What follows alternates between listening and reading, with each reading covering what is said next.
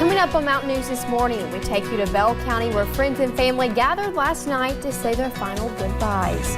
And an update to a story out of Knox County where 4 people were in court in relation to a string of convenience store robberies. Plus, we take a look at the latest of several counties to declare themselves a Second Amendment sanctuary in the state of Kentucky. Dedicated to Eastern and Southern Kentucky, this is WYMT Mountain News This Morning.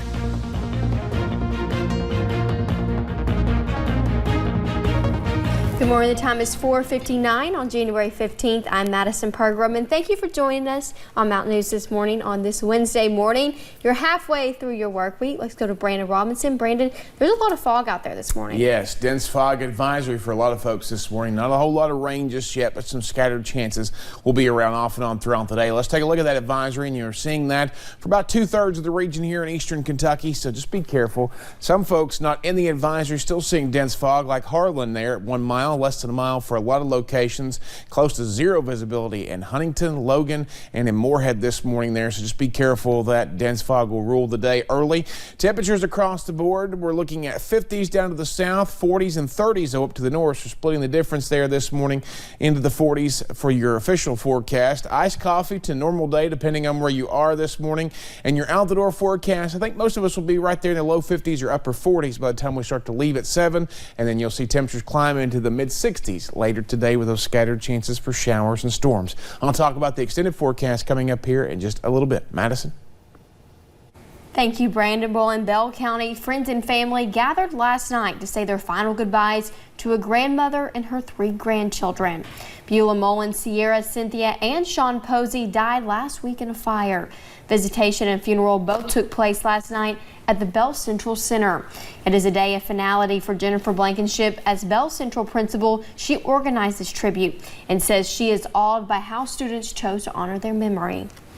Even though they're hurting, they want to reach out to their mother and show them love and compassion. And what better way to do that than from their hearts?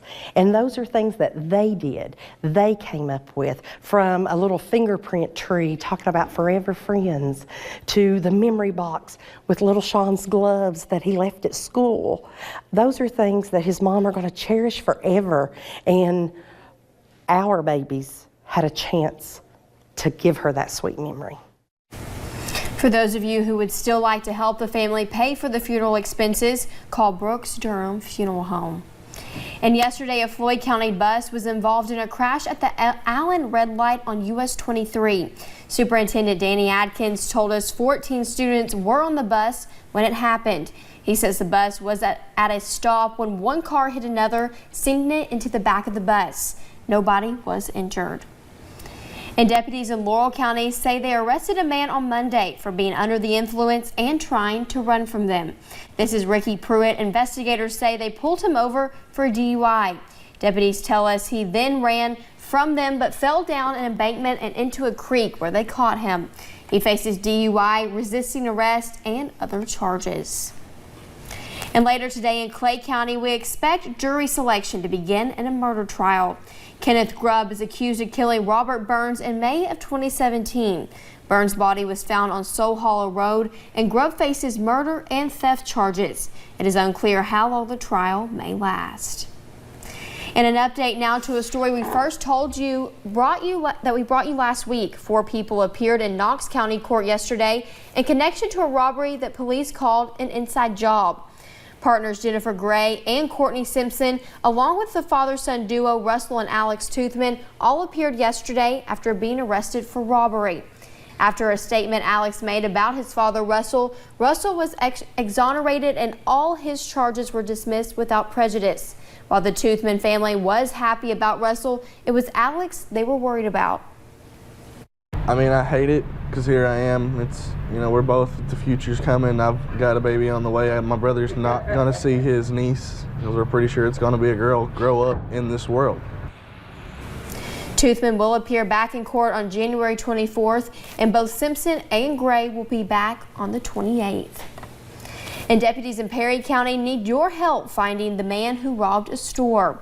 The Perry County Sheriff's Office says this man walked into the Dollar General on Joyce Lane Saturday night. They say he told the employee he had a gun and demanded money. He was last seen running toward Joyce Lane, and if you know who this might be, give police a call. And a Knoxville representative is hoping to change Tennessee's marijuana laws. The bill could pave way for counties to legalize marijuana in the state. Democrat Rick Staples says if passed, the bill would allow counties to hold referendums on its legalization. It would also decriminalize possession of small amounts of marijuana statewide.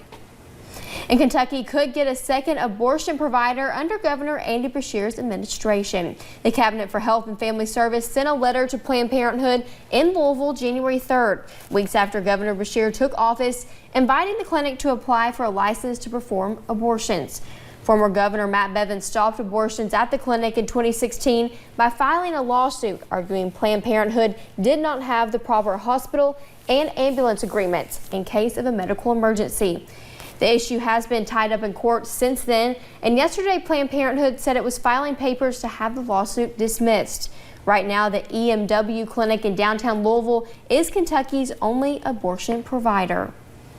And yesterday, dozens of counties voted in favor of adopting a resolution for their communities to become Second Amendment sanctuaries. It was a packed house in Powell County as dozens showed up to watch the fiscal court vote on the matter. Powell County joins the nearly 60 other counties that have passed the resolution already. The Powell County Judge Executive says he has rarely seen this many in the public speak up about something. He says that is a win for the First Amendment. I think beyond this movement, naturally, when you see citizens get engaged or involved, I appreciate that, and I wish there was more engagement on a lot of other issues. I think I'm glad it's nice to see the excitement and passion that and attention that this item's got. 25 other counties also voted on the resolution yesterday, and the Kentucky United Group, which started the movement, has nearly 80,000 followers on social media. Well, thanks for getting your day started with us here on Mountain News this morning. Coming up, we take a look at Boyd County, where Ashland police made a unique find Monday night. Our spring preview is coming to an end, and by the end of the week, winter will be back in full force. I'll have the latest forecast in about 3 minutes.